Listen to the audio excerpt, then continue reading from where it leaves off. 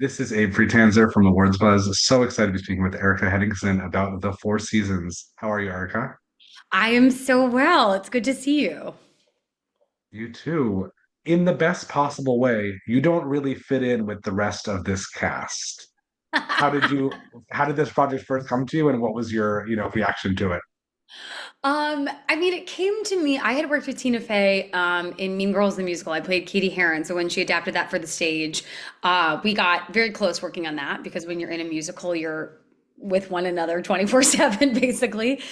And this just came across the normal way, just via an audition and a self-tape. And I got the script. I watched a little bit of the 1981 movie. And I just remember thinking, like, they hadn't really announced anybody in the cast except Tina. They maybe had announced Steve yet, but not who he was playing. And I just remember thinking, like, I know whoever they get for this will be incredible. And it would be fun to be the character was just fun because I do think that reading it on the page, I thought, well, we have a lot in common. And one thing I've always said is I've always just wanted to work with a cast of comedians that I could learn from. That was sort of like a goal, because I'm very much the person who's like, I don't know best. Let me learn from the greats. And that was definitely this project. I think for a lot of people, they might tune in thinking this is The Office or 30 Rock, and this is definitely something a lot subtler. And while there are funny, physical comedy moments and everything like that, that's not really how this show feels at all. No, not at all. I mean, I think you compare it to things like 30 Rock, things that are really joke heavy. I had worked with Tina also produced Girls Five Eva, which was a Meredith Scardino project, really joke heavy. Like every page has about a joke a minute, probably a joke every 10 seconds. And this was a lot more interesting, not only as an actor, but also to watch somebody like Tina work on, because I feel like it was more rooted in the relationships and the character development of these individuals. So, yes, you're right. Like it's totally funny. There's many laugh out loud moments. I feel like everybody gets to do something that they really rock at. Like I love watching Steve tell that really awkward story about Kenny Loggins' brother because that just feels so Steve Carell coded. I love that Tina gets some of like the very like Liz Lemon quips, but then everybody is doing something different, which I think is what Tina wanted to do. Not only because she's in this age range, but I think you can only do the thing that people have known you for so long before you yourself as a creator start to be curious about what else is in your toolbox. And I'm just very happy that for this new thing that she pulled out that I got to be a part of it. While you're certainly at a different point in your career, this is also pretty new for you because you're much more used to Broadway and a different kind of audience. Did you have any Totally. apprehension about doing that? Oh my God, of course. Like was so nervous all the time. But it was fun though because I do think like sometimes the character of Ginny comes in to this group of people who have been best friends for upwards of 20, 30 years. And I just think that like actually having some nerves and some anxiety was helpful because I could just use that in the scenes where she's on edge about trying to fit in. So for me, I actually think it was a tool to feel a little fish out of water in some moments because it allowed me to just be in the headspace immediately. And none of that has to do with our cast was like the most welcoming. It's just hard to deny when you're doing a scene opposite people like Carrie or Will or Tina or Steve or, getting directed by Coleman Domingo. It it became something that I actually used as a tool as opposed to trying to squash those things down. And I think like the really fun thing, I think like where the crossover helps is in musical theater, you have a massive rehearsal process. And so you're kind of trying new things out every day. And that like playfulness and that sort of lack of, well, I don't really know what this is going to be yet. So you're trying something different on day one of rehearsal versus day two. That actually lended itself really well working on camera because it's not up to us what's in the final edits. You just kind of have to throw a bunch of things at the wall so that they have enough to choose from. I also like that Ginny is in so many ways a stereotype of like what the older man, starts dating, whatever. But she also is intelligent and sophisticated, and also like is trying as hard as she possibly can to fit in and to like understand, which Nick is doing a terrible job of. Like, is he's very, very bad at that, despite his, spoiler alert, final efforts to actually be, very good. But I like that she doesn't feel like you're watching her and you're like, oh, I know, and then she still surprises you a little bit. Yeah, I think it would be too easy for her to be written or played as like the stereotypical like young girlfriend. I think not only would that make Nick's character egregiously unlikable, it it would just make the story too black and white. And I think what the Four Seasons does really beautifully is it lives in the gray a lot. Like your marriage oftentimes occupies gray space, like long-term marriages, long-term friendships where you care deeply about this person, but then you have days where you're just like, does this make sense? Like, are we on the same page? And so that for me was really important with like, I think Lang and Tina and Tracy, our executive producers and sort of like crafters on our writing team, did a really good job of making sure that Ginny didn't devolve into those stereotypes. But in the playing of it, I don't know. I feel like there are many moments where she could very easily devolve into somebody who is hurt by the actions that are directed towards her that are negative. And it was really integral to me that, like, yeah, we need to see that she's ruffled, that her feathers are ruffled, but like she can't be a victim. She is willingly going here. She's asking for this uncomfortable experience. I've had friends who've had partners who show up to parties where they don't know anybody or family reunions that are like stressful and high octane chaos. And it's like, yeah, if you're going to go in the deep end, you got to be able to swim. And I think Ginny gets that she's really throwing herself into the deep end and she dare not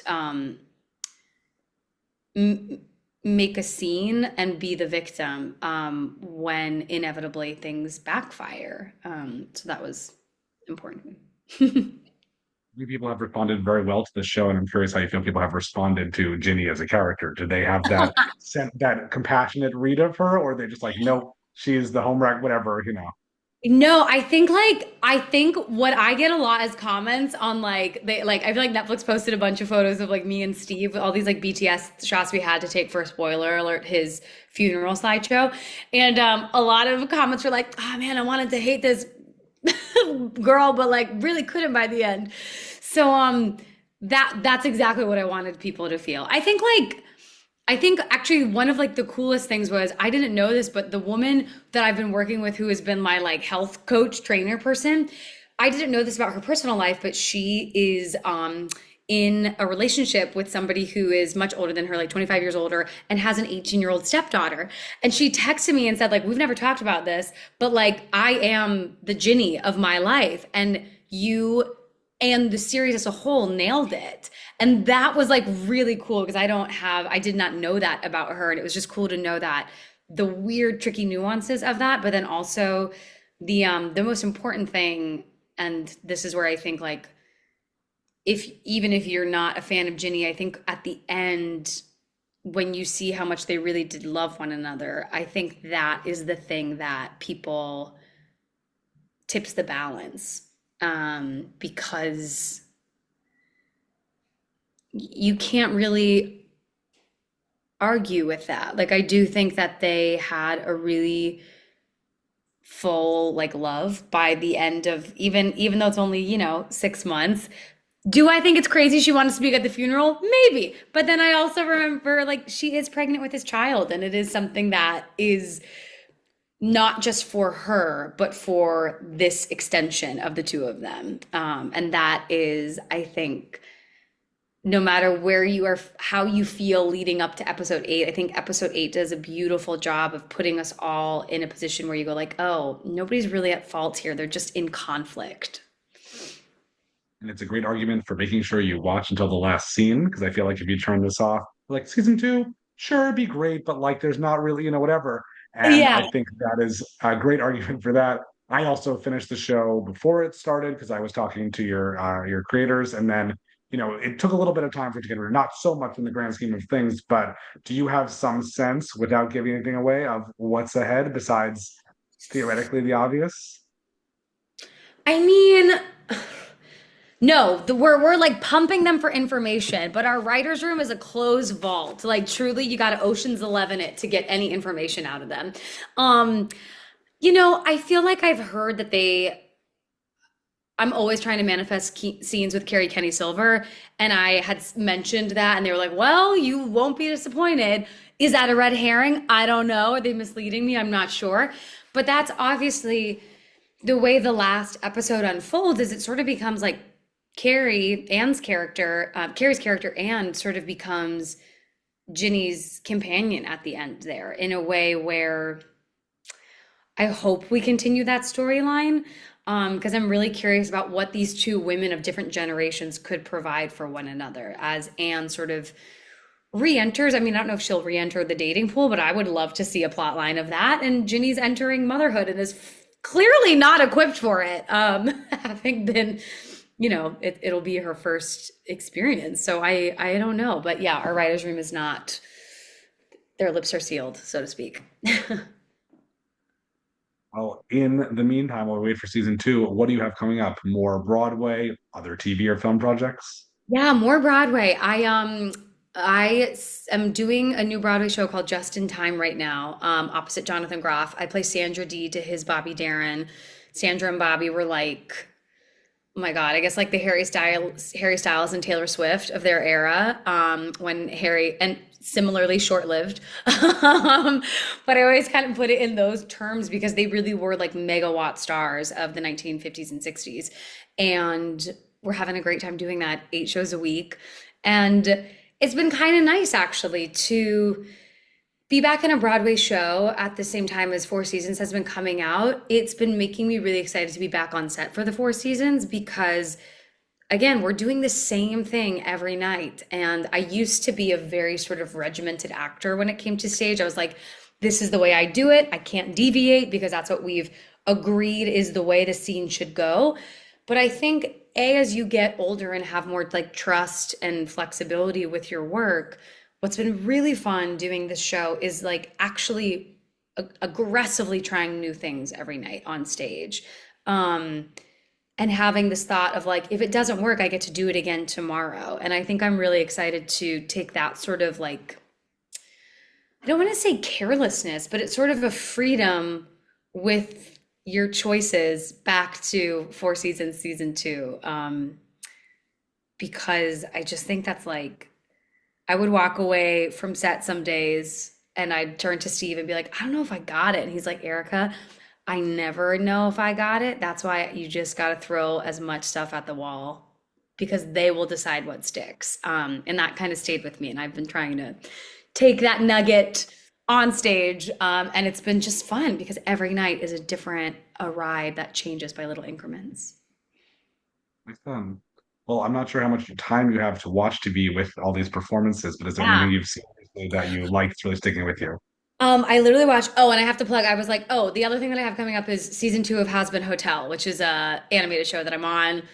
Very fun, raunchy, chaotic musical, combines all my favorite things into one show. So that's coming out hopefully in the fall.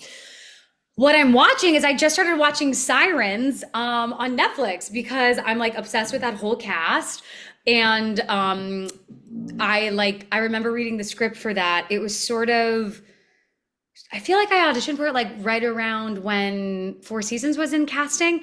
And I just loved the pilot episode. That's all that I saw. So I've started watching that and I'm already hooked. And I'm like, what shenanigans is Julianne Moore up to this time? Because I feel like anytime she's on screen, I'm like, what are you doing? What's happening? So I'm watching that and I think that's great. And I just finished The Studio on Apple, which to me as a person who like aggressively listens to podcasts like The Town and I love reading, I think like the business of this industry is so fascinating to me, though I'm an actor and I have no interest in being on that side.